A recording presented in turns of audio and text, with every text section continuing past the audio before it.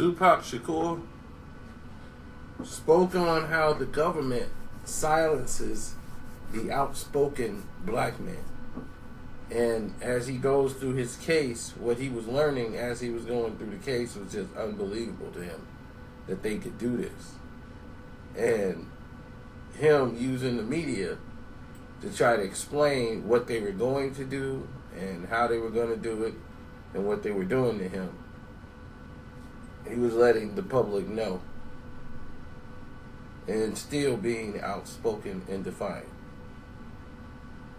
As Mayor Giuliani was one of the spearhead in the whole Tupac sexual case investigation, he wanted to make sure they made an example out of Tupac.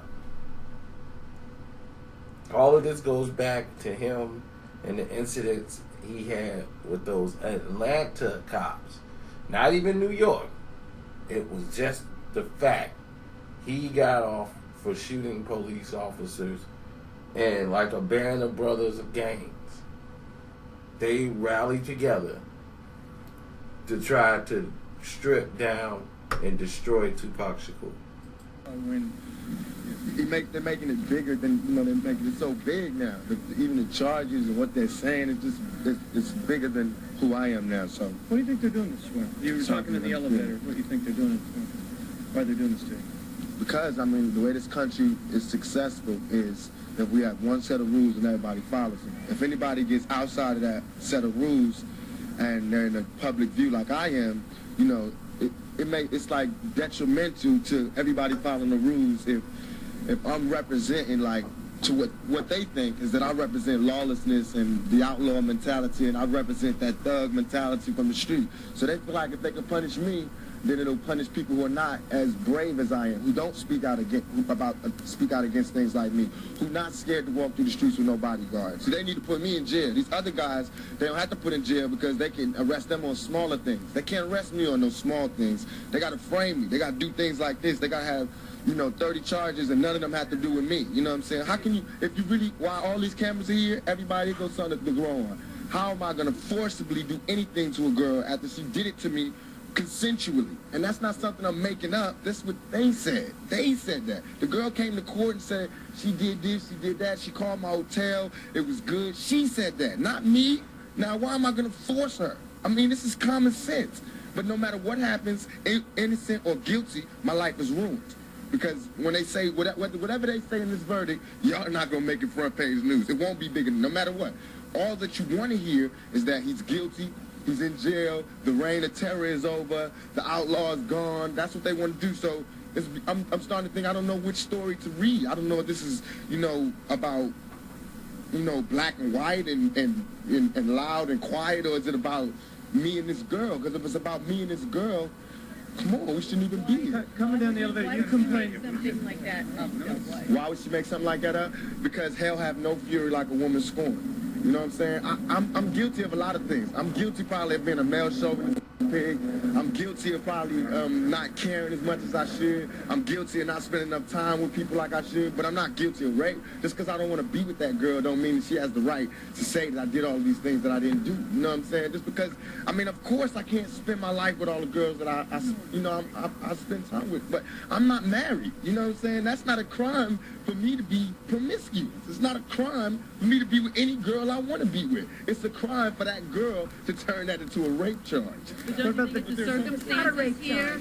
Yeah, don't you think the circumstances here that is what's one discussed? She wasn't prepared, she says, for what happened to her, and it wasn't supposed to happen. Okay, so she wasn't prepared for what happened to her. Where are those people that did this?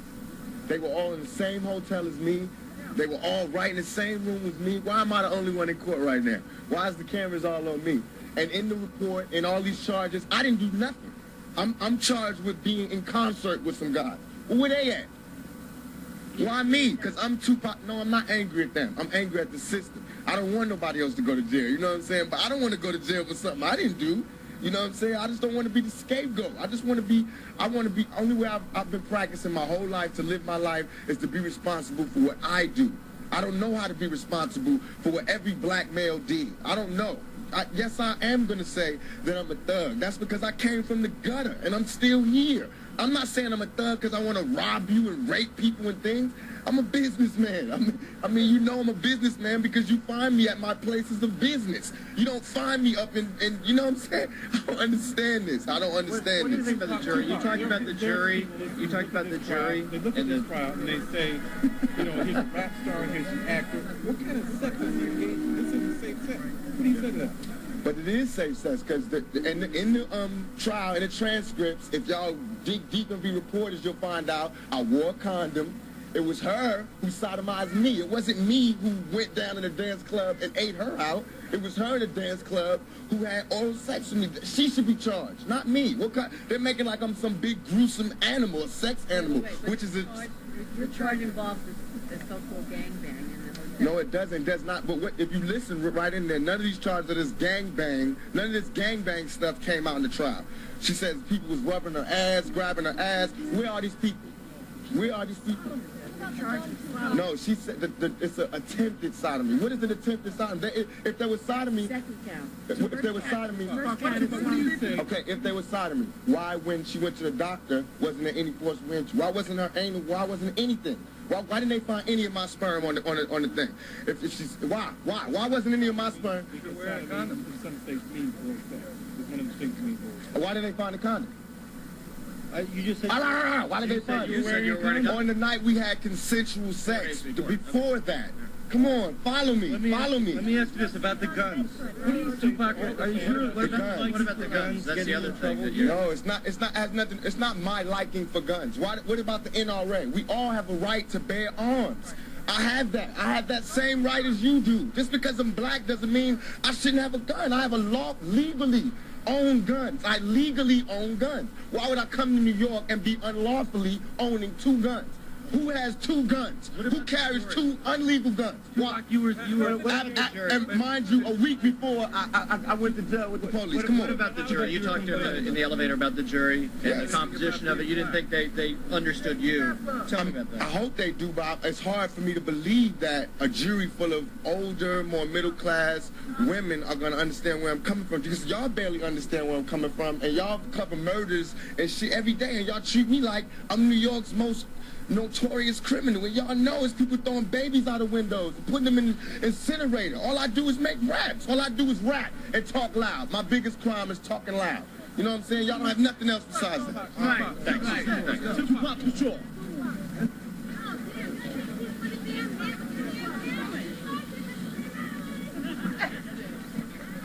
Hey, it beats the flag.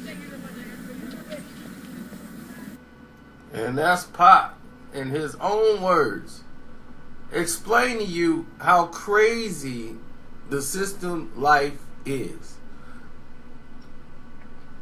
And the reason why I bring all this back up, because you're still going through it today. And what they call it is a modern day lynching. They might not like the fact that you call it that, but that's what they do to you. They strip you down of everything you got. And once they strip you down, you're no longer useful to them.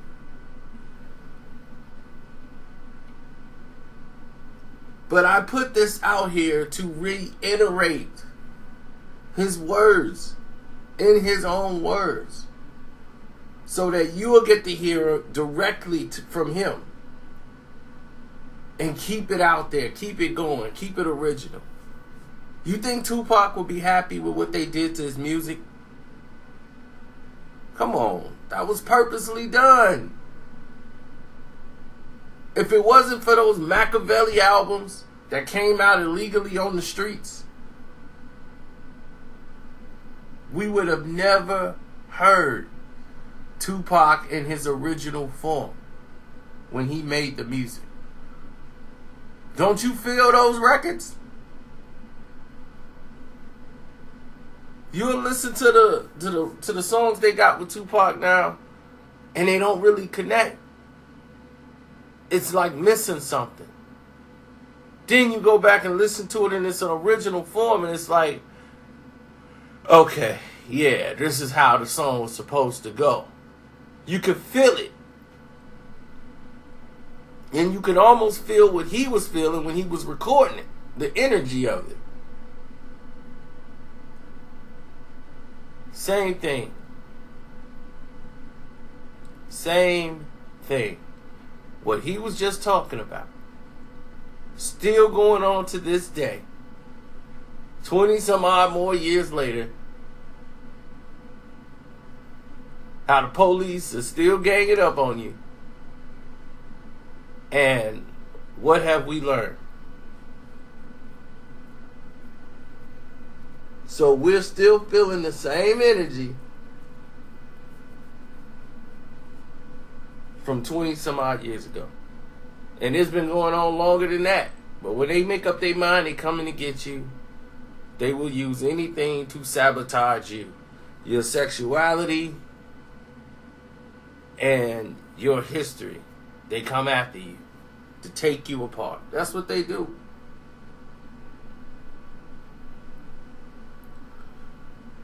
It's a boy Carcino, man. I'm out. Don't forget, follow me at Twitter. Follow me here. It's @Carcino on Instagram. @Carcino on Twitter. I'm out.